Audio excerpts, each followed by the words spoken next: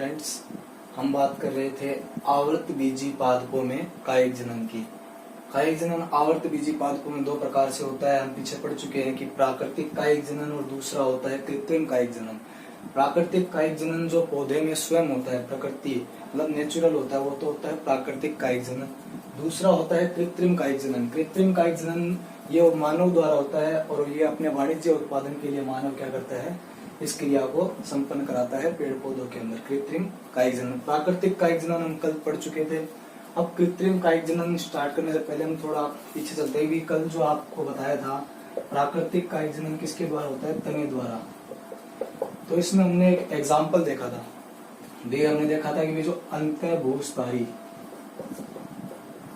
अंतःभूस्थारी के अंदर मैंने एग्जाम्पल देखा था घास। तो ये अंतःभूस्थारी के अंदर घास न होकर इसके अंदर होगा पुदीना। इसका जो एग्जाम्पल होगा पुदीना होगा। ठीक है भी, उसको आप ठीक कर लेना। ये अंतःभूस्थारी के अंदर एग्जाम्पल आएगा पुदीना, और जो घास था वो आएगा ऊपरी भूस्थारी के अंदर। घास आएगा ऊपरी भूस्थारी के अंदर। इनके अंदर क्या होता है, जो घास होता है ऊपरी भूस्थारी का मतलब जो तना है। हमने क्या पढ़ा है कि जो प्राकृतिक कायिक जनन है वो किन किन में होता है, तने द्वारा होता है, जड़ द्वारा होता है, पत्तियों द्वारा होता है, और चौथा था अपना जनांगों द्वारा होता है। तो तने के अंदर हमने पढ़े थे, कंद पढ़ा था, किन के अंदर होता है, आलू में। आपने देखा होगा जब आलू को आप बुआई करते हो तो आलू के अंदर ये जो आंख होती है छोटी छोटी, आप इनको बुआई करते हो तो ये जो कंद होता है, ये कंद अंतःभूस्थारी, ऊपरी भूस्थारी और एक आता है भूस्थारी। ये सारे के सारे क्या है, तने के रूपांतरित भाग है। और जब आप इनको भूमि में अगर बोते हो तो इसके अंदर से अपस्थानिक जड़ों का विकास होता है और एक नए पादप का क्या होता है, निर्माण होता है। और अंतःभूस्थारी के अंदर आएगा पुदीना। पहले बात करते हुए अंतःभूस्थारी। अंतःभूस्थारी के अंदर क्या होता है कि जो तना है, जैसे मान लीजिए पहले तो मान लिया अपना भूमि है, सरफेस एरिया है, यहाँ पर पहले तो भूमि के अंदर प्रवेश करेगा। ठीक है भाई, फिर यहाँ से इसमें क्या होगी, जड़ों का विकास होगा। फिर ये भूमि के क्या आएगा, ऊपर की ओर आएगा। फिर बाद में भूमि के नीचे की ओर क्या करेगा, ग्रोथ करेगा। फिर बाद में भूमि के ऊपर ओर जाएगा। इस प्रकार से ये क्या होता है, फैलता रहता है। और यहाँ पर अपस्थानिक जड़ों का क्या होता रहता है, इसमें विकास होता रहता है। और आप अगर यहाँ से इसको काट दोगे तो एक नए पूर्ण पादप का इसमें क्या होता है, निर्माण होता है। तो ये था अपना अंतःभूस्थारी। ऊपरी भूस्थारी के अंदर क्या होता है, जो तना होता है वो भूमि के ऊपर ही क्या करता है, गमन करता है। जैसे घास के अंदर इस प्रकार से होता है। जैसे ये तना है अपना, तो ये इसके ऊपर ही की ओर ही चलता जाएगा।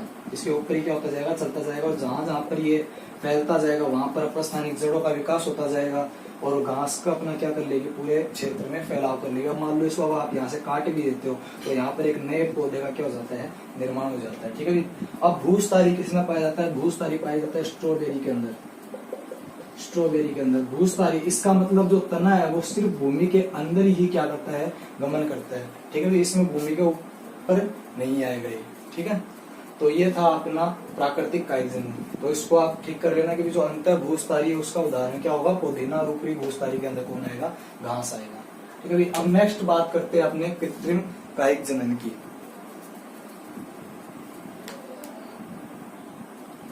अब हम बात करते हैं अभी कृत्रिम कायिक जनन की। कृत्रिम कायिक जनन के अंदर हम कल पढ़ चुके थे कि कर्तन के द्वारा किस प्रकार से कृत्रिम कायिक जनन होता है, ये हम पीछे पढ़ चुके हैं पिछली वीडियो के अंदर। अब हम पढ़ेंगे दाब लगाना।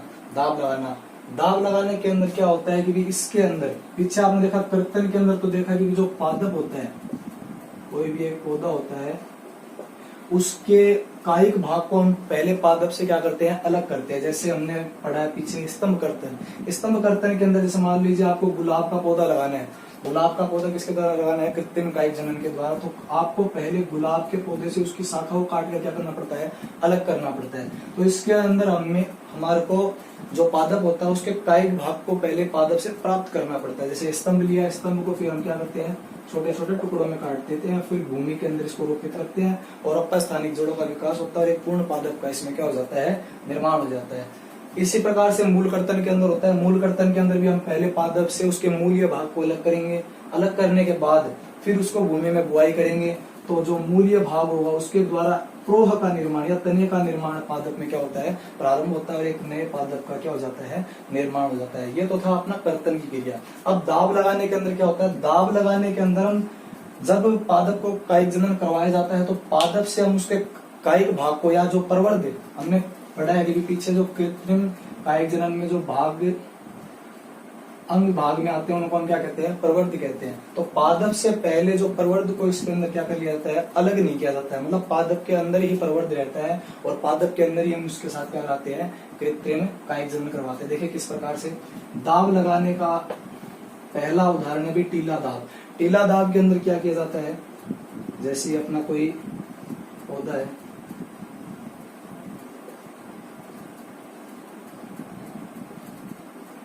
ठीक है,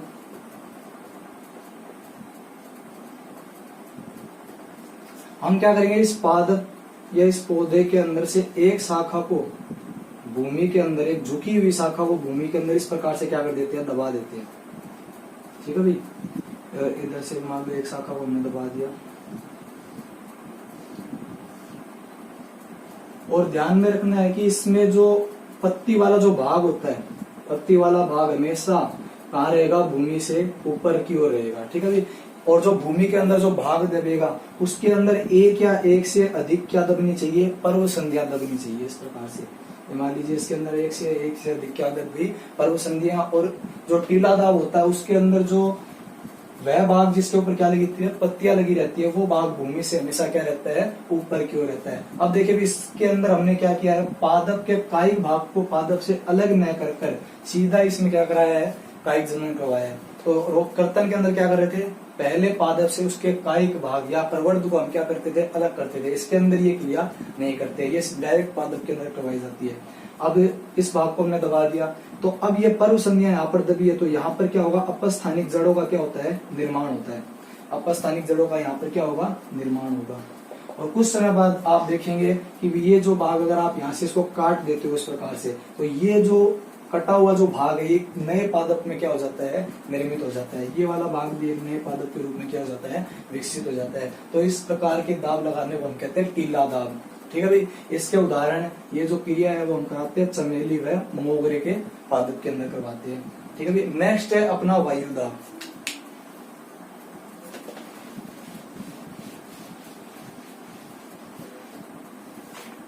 देखिए भाई वायु दाब, वायु दाब के अंदर हम क्या करते हैं, ये क्रिया अधिकतर वृक्षों के अंदर करवाई जाती है।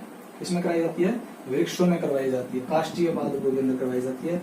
इसके अंदर हम एक पादप वृक्ष लेंगे, इस वृक्ष की हम दो शाखाएं लेंगे इस प्रकार से।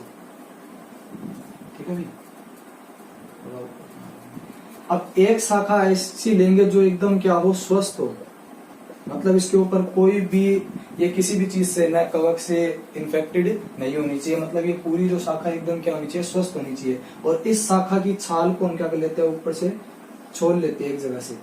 ये इतना भाग मान लीजिए हमने लिया है और इतने भाग के हम पादप वृक्ष के इस शाखा के ऊपर से इसकी छाल को हम क्या कर देते हैं, हटा देते हैं। ऊपर की जो छाल होती है पादप की या जो शाखा की, वो हम इसके ऊपर से क्या कर देते हैं, हटा देते हैं। हटाने के बाद ये जो बचा हुआ भाग है, मतलब जहां से छाल हट चुकी है, वहां पर हम क्या करते हैं, गीली मिट्टी या रुई से इसको हम क्या कर देते हैं, ढक देते हैं। और ढकने के बाद एक जो दूसरी शाखा होती है, उस दूसरी शाखा के ऊपर एक हम क्या लटकाते हैं, जल से भरा हुआ पात्र लटकाते हैं। ठीक है भाई, इसके अंदर क्या होता है, जल होता है। इस जल से भरे हुए पात्र को हम इस जो छिला हुआ भाग है, इससे हम रस्सी के द्वारा क्या कर देते हैं, इसको जोड़ देते हैं इस प्रकार से। इसके ऊपर पूरी रस्सी को क्या कर देते हैं, हम लपेट देते हैं इस प्रकार से। लपेट दिया, लपेटने के पश्चात इसको इस प्रकार से व्यवस्थित करते हैं कि जो जल का जो पात्र है, ये जो जल का पात्र है, इस जल के पात्र से जो जल है वो बूंदों के रूप में कहां तक आएगा, इस भाग तक आएगा। और ये जो भाग अब जो निर्मित होता है इसे हम कहते हैं गुट्टी। ठीक है भाई, गुट्टी यहाँ पर क्या होती है, निर्मित होती है। इस दाब को हम गुट्टी लगाना भी कहते हैं, वायु दाब को हम क्या कहते हैं, गुट्टी लगाना। ठीक है, अब ये गुट्टी यहाँ पर क्या हो चुकी है, निर्मित हो चुकी है। उस समय पश्चात 4 से 8 सप्ताह बाद आप देखोगे कि इस भाग के अंदर क्या होने लगती है, अपस्थानिक जड़ों का निर्माण होने लगता है। और इसी पादप के ऊपर अपस्थानिक जड़ों का निर्माण हो गया है। अब यहाँ से इसको काट कर हम क्या कर देते हैं, अलग करेंगे। अलग करने के बाद इस भाग को हम क्या करेंगे, भूमि में रोपित करेंगे। तो इसके अंदर एक नए वृक्ष का इसमें क्या हो जाता है, निर्माण हो जाता है। तो ये था अपना दाब लगाना। पहला हमने पढ़ा पीला दाब, ये करा जाता है चमेली व मोगरा के अंदर। दूसरा हमने पढ़ा वायु दाब, ये क्रिया होती है वृक्षों के अंदर, काष्ठीय पादपों के अंदर।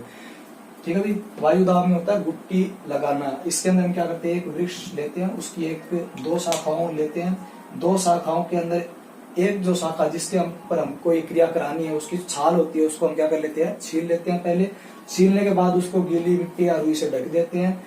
ढकने के बाद में ऊपर से फिर हम एक पात्र लेते हैं, पात्र के अंदर जल भरा रहता है। इस पात्र को इस गुट्टी के द्वारा इस प्रकार से जोड़ते हैं कि जो पात्र से जो जल है वो बूंद बूंद के रूप में किसको मिलता रहे, इस भाग को मिलता रहे, मतलब इसको नमी प्राप्त होती रहे समय समय पर। फिर बाद में कुछ समय पश्चात आप देखोगे इसके अंदर अपस्थानिक जड़ों का विकास होता है और इसको हम पादप के मुख्य भाग से काट कर अलग करके भूमि में क्या कर देते हैं, रोपित कर देते हैं। तो ये था अपना दाब लगाना।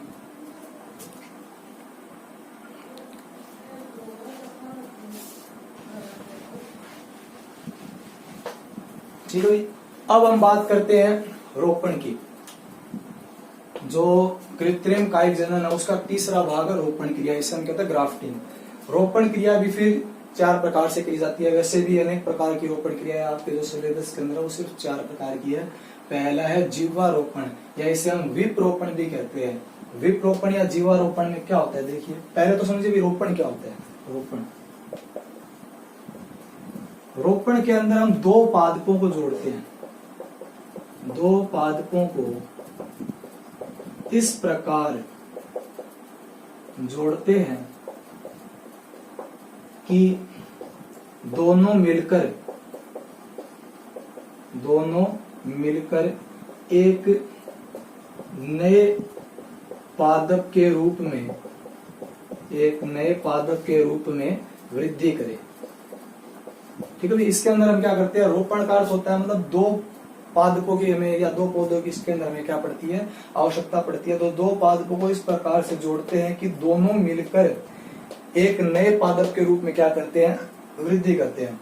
अब इसके अंदर 2 पादपों इस प्रकार से जोड़ते हैं, जो 2 पादप लेंगे वो होंगे क्या, देखिए दोनों पादपों में से एक पादप तो हम ऐसा लेंगे जो अच्छी किस्म का होता है।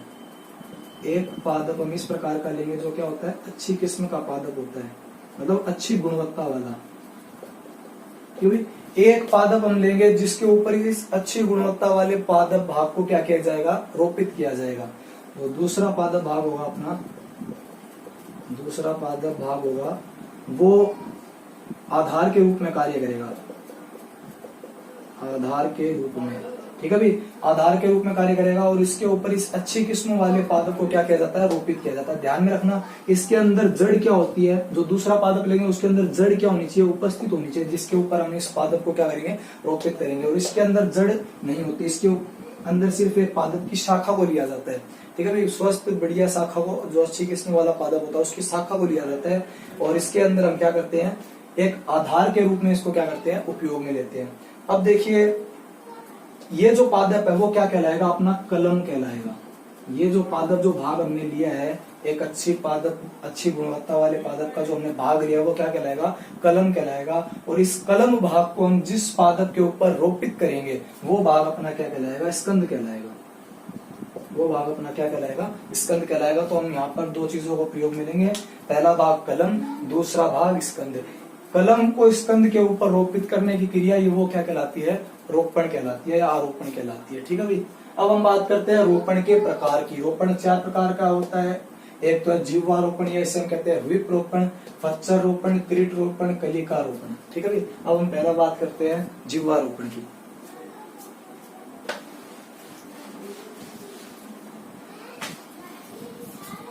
पहला है अपना ए भाग है जीवारोपण। ठीक है भाई। या इसे हम कहते हैं विपरोपण। ठीक है भाई। इसके अंदर क्या किया जाता है कि जो कलम भाग होती है, पहले जो स्कंद भाग होता है, जैसे मान लीजिए अपना स्कंद भाग है, इस स्कंद भाग के अंदर इस प्रकार से एक तिरछा चीरा लगाते हैं। इस प्रकार से एक तिरछा क्या लगाते हैं, इसके अंदर चीरा लगाते हैं। दूसरा जो कलम भाग होती है अपनी, जिसको इसके ऊपर हमें क्या करना है, रोपित करता है, उसके अंदर इसके अपोजिट क्या लगाते हैं, चीरा लगाते हैं। मतलब एक पादप से हमने भाग लिया है कलम के रूप में, जो अच्छा पादप है उसका एक भाग लिया है, उसको हम क्या कह रहे हैं, कलम कह रहे हैं। अब इस कलम के अंदर हम क्या लगाते हैं, इसके अपोजिट चीरा लगाएंगे। देखिए इस प्रकार से, ठीक है भाई, ये चीरा लगाते हैं। बाद में इन दोनों को एक दूसरे के ऊपर हम क्या करते हैं, फिट करते हैं। जैसे देखिए कि भाई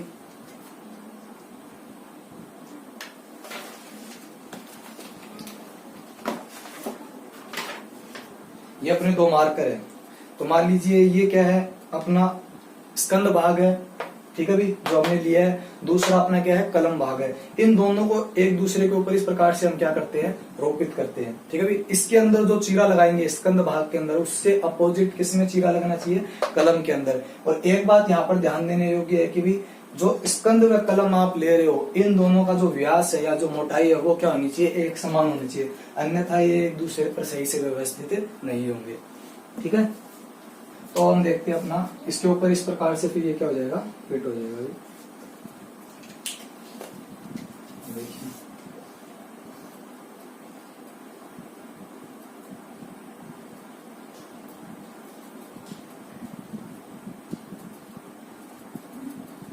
ठीक है भाई। अब इसको हम क्या कर देते हैं, रस्सी से बांध देते हैं। रस्सी से बांधने के पश्चात इसको हम नमी देते हैं, थोड़ा जल वगैरह इसको उपलब्ध करवाते हैं। तो कुछ समय पश्चात ये दोनों जो भाग है, इन दोनों स्कंद के व कलम के दोनों जो उत्तक होते हैं, जैसे ये जो भाग है इसका उत्तक व किसका उत्तक, कलम का उत्तक, दोनों जो आपस में क्या हो जाती है, अटैच हो जाती है। बीच में हम इसको क्या कहते हैं, एदा कहते हैं। तो बीच वाला जो आप गोल राउंड भाग देखोगे पादप को जब काट कर, तो उसके अंदर इस प्रकार से गोल गोल भाग दिखाई देगी आपको, ये क्या होती है, एदा होती है। तो दोनों आप 11th क्लास में पढ़ चुके हैं एदा के बारे में। तो जो दोनों कलम व स्कंद, इन दोनों की एदाएं या जो उत्तक है वो आपस में मिल जाते हैं कुछ समय पश्चात, और ये जो भाग है ये नए पादप के रूप में क्या करता है, ग्रोथ करता है, ठीक है भाई। ये अपना जिह्वारोपण या विप्रोपण। नेक्स्ट हम बात करते हैं फच्चर रोपण की।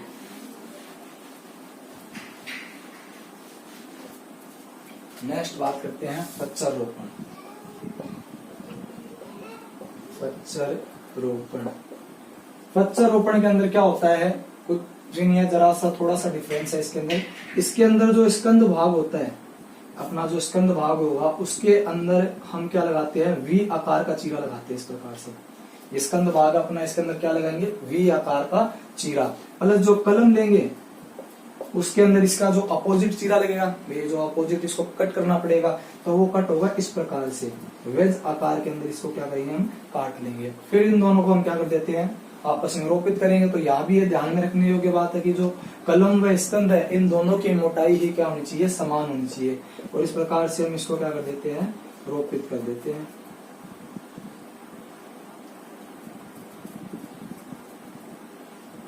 और इसको हम क्या कर देते हैं, बाद में रस्सी से बांधते हैं। तो उसी प्रकार से इन दोनों के उत्तर भी कुछ समय पश्चात मिल जाएंगे, और मिलने के बाद ये जो पादप है वो एक नए पादप के रूप में क्या करेगा, ग्रोथ करेगा, ठीक है भाई।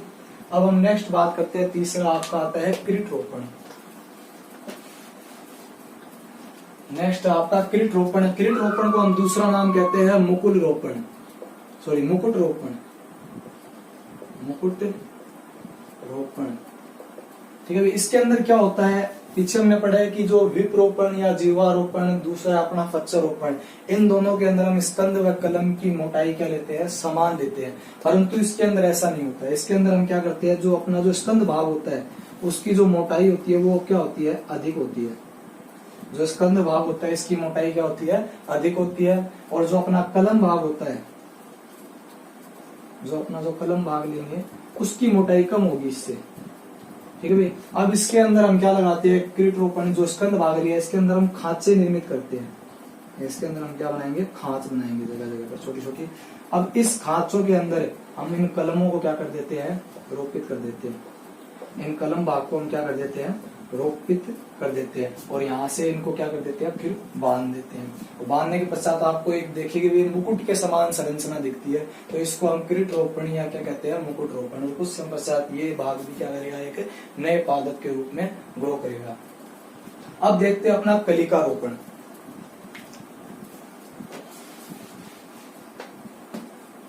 कलिका रोपण, कलिकारोपण के अंदर क्या किया जाता है कि भी जो अपना जो स्कंद भाग होता है, ये जो अपने स्कंद भाग लिया है, इस स्कंद भाग के अंदर हम क्या करते हैं, टी आकार का चीरा लगाते हैं। टी आकार का स्कंद भाग में क्या लगाएंगे, टी आकार का हम क्या लगाते हैं, चीरा लगाते हैं इस प्रकार से। और टी आकार का चीरा लगाने के बाद में इससे हम क्या करते हैं, इसकी जो छाल होती है उसको इस प्रकार से कट करके बाहर निकाल लेते हैं। ये जो छाल है इस भाग को हम इस प्रकार से ऊपर ऊपर की जो भाग होता है उसको हम कट करके क्या कर देते हैं, बाहर निकाल लेते हैं इस भाग को। अब इसी साइज की हमें क्या बनाना पड़ेगा, स्कंद बनाना पड़ेगा। तो जो स्कंद होगा, जैसे मान लीजिए अपन ने भाग लिया तो इसके अंदर इस प्रकार से चीरा लगाकर इस भाग को हम क्या कर लेते हैं, यहाँ से काट लेते हैं। और काटने के बाद में इसके ऊपर हम इसको क्या कर देंगे, रोपित कर देंगे। देखिए इस प्रकार से दिखाई देगा आपको।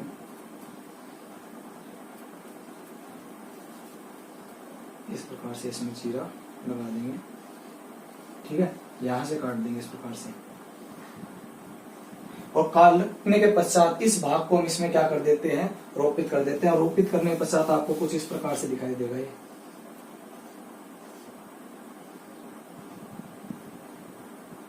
ये जो भाग है वो आपको ऊपर की ओर जो हमने कलम लगाई है वो इस प्रकार से दिखाई देगी, कुछ ऊपर की ओर दिखाई देगी, ठीक है भाई।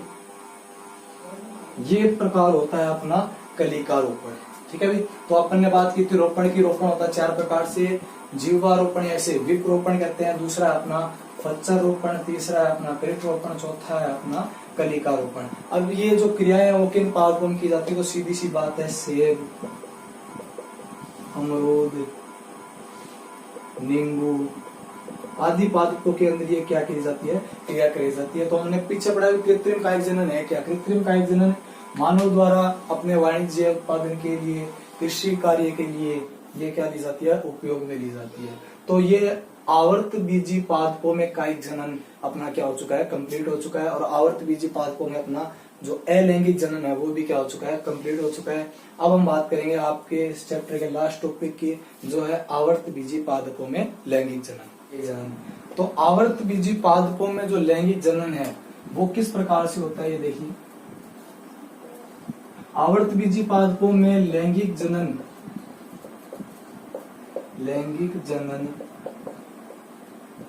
की क्रिया में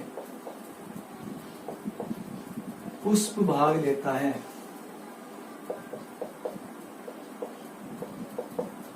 या लैंगिक जनन की क्रिया में जननांग के रूप में या जननांग भाग के रूप में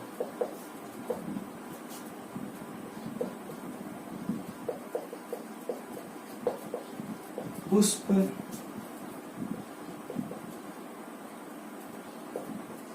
का उपयोग किया जाता है। तो सीधी सी बात है कि जो पादप के अंदर जो लैंगिक जनन की क्रिया होगी वो किसके द्वारा संपन्न होगी, पुष्प के द्वारा संपन्न होगी। अब ये पुष्प है, पुष्प क्या होता है, पुष्प एक सीमित वृद्धि, पुष्प एक सीमित वृद्धि करने वाला रूपांतरित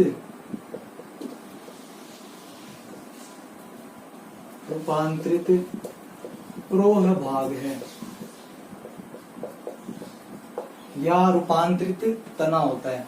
पुष्प एक सीमित वृद्धि करने वाला रूपांतरित प्रोह का होता है, भाग होता है। मतलब पुष्प किसके द्वारा बनता है भाई, सीधी सी बात है, जो अपना जो प्रोह भाग होता है, जो तना भाग होता है, वो एक सीमित वृद्धि पर आपको रूपांतरित हो जाता है। और रूपांतरित होने के पश्चात किसमें परिवर्तित हो जाता है, पुष्प में। तो पुष्प एक सीमित वृद्धि करने वाला रूपांतरित क्या होता है, प्रोह होता है। इसकी एक सीमित क्या होती है, वृद्धि होती है। अब अभी इसके जो भाग है, इसकी संरचना वो किस प्रकार से होती है वो देखते हैं।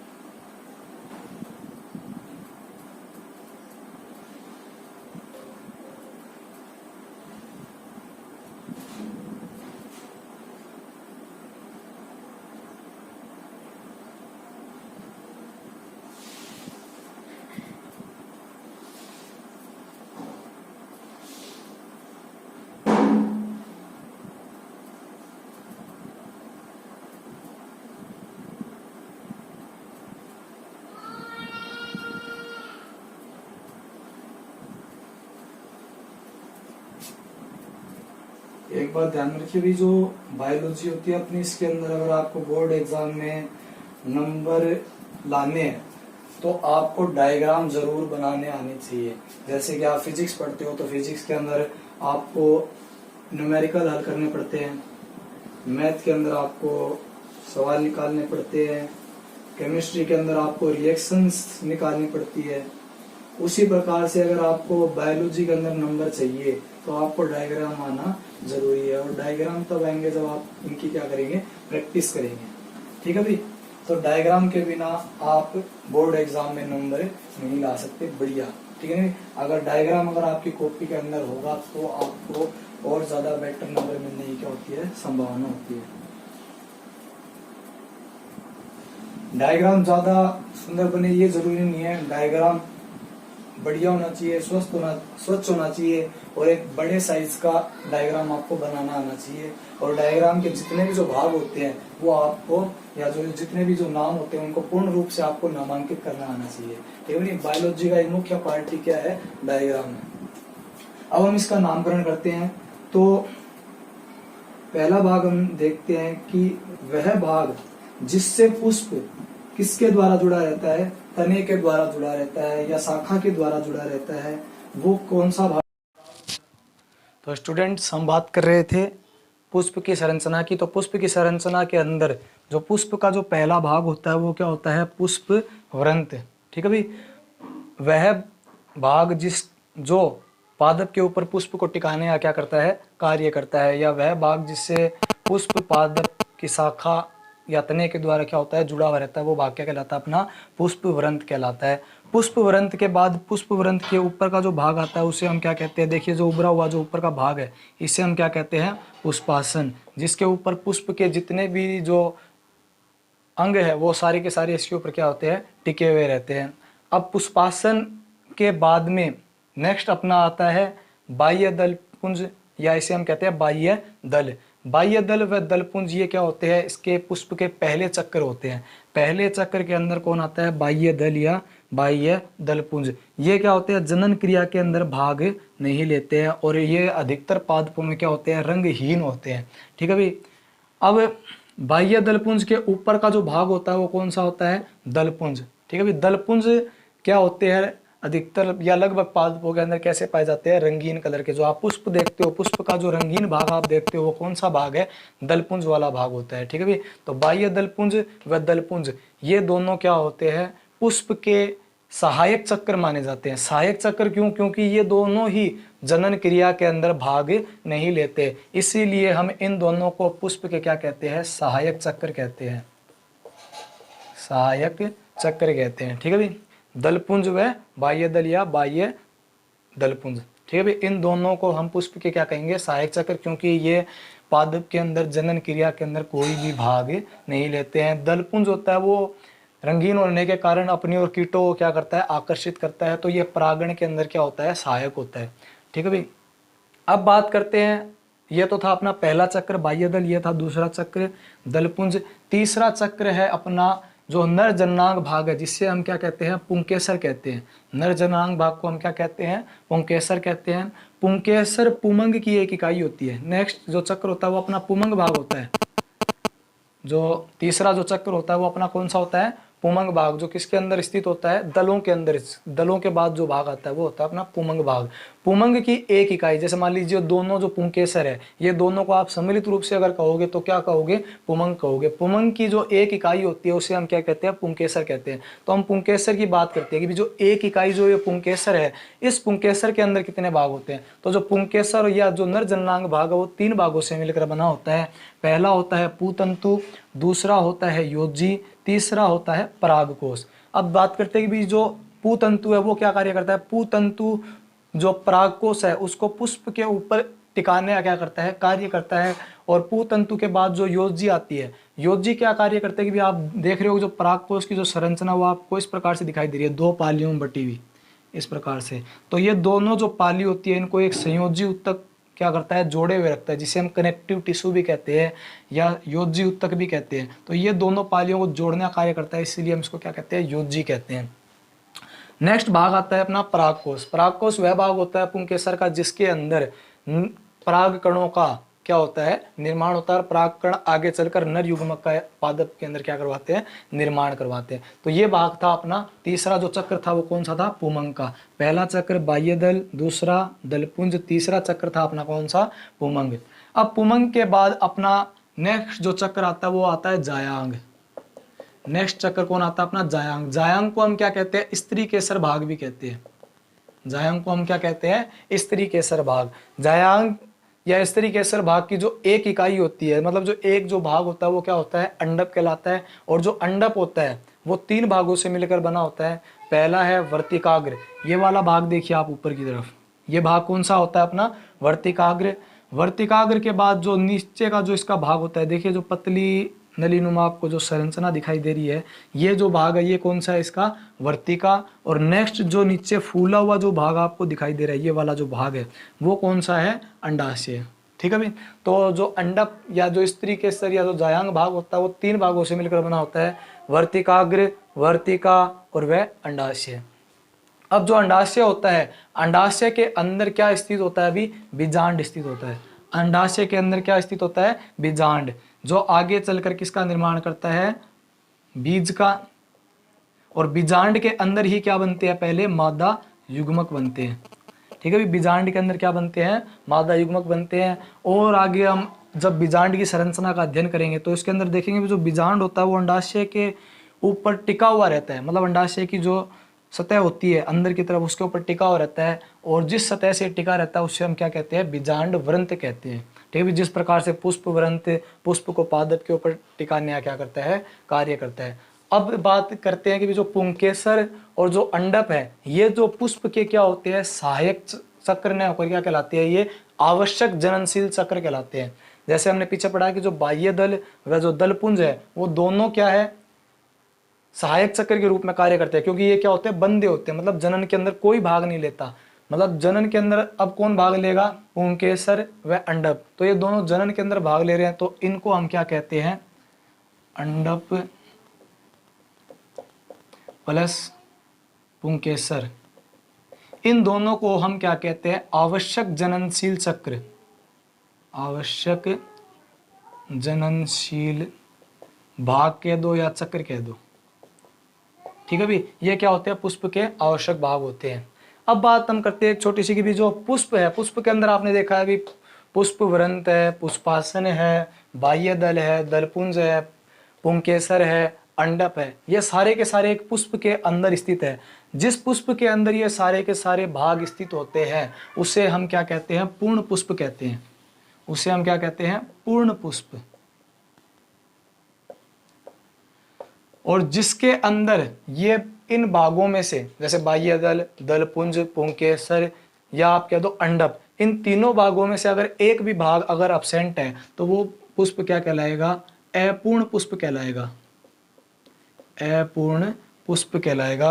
अपूर्ण पुष्प का हम एग्जाम्पल देखते हैं, जैसे इसका है आपका लौकी और पपीता। लौकी और पपीता, ये दोनों के अंदर इन भागों में से एक भाग क्या होता है, अब्सेंट होता है। तो जो लौकी व पपीता होते हैं इनके अंदर क्या होते हैं, ये अपूर्ण पुष्प होते हैं। इनके अंदर एक भाग क्या होता है, इनमें से अब्सेंट होता है। अगर चारों भाग उपस्थित होंगे तो वो क्या कहलाएगा, पूर्ण पुष्प कहलाएगा। और अगर इनमें से एक भाग अनुपस्थित होगा तो वो पुष्प कहलाएगा, अपूर्ण पुष्प। तो आवर्तबीजी पादपों में जो लैंगिक जनन है वो लैंगिक जनन किसके द्वारा होता है, पुष्प के द्वारा।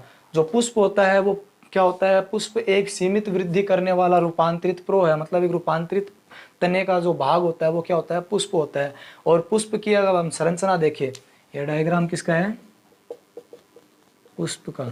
तो अगर हम इसकी संरचना देखें तो इसके अंदर भाग होता है पुष्पव्रंत, पुष्पासन, बाह्य दल, दलपुंज, पुंकेसर और नेक्स्ट अपना कौन सा है, अंडप। ठीक है भाई, पुंकेसर पुंगमंग की एक इकाई है, अंडप जायांग की एक इकाई है। ठीक है भाई, इनके विभिन्न विभिन्न भाग होते हैं।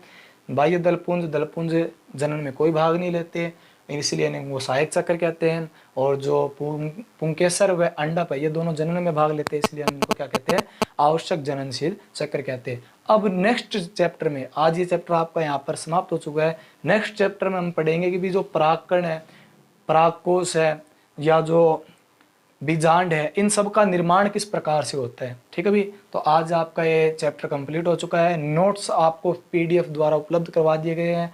आप एक नए रजिस्टर के अंदर पूरे पूरे क्रम वाइज नोट्स तैयार करें और इनका द्वारा क्या करें, रिवीजन करें।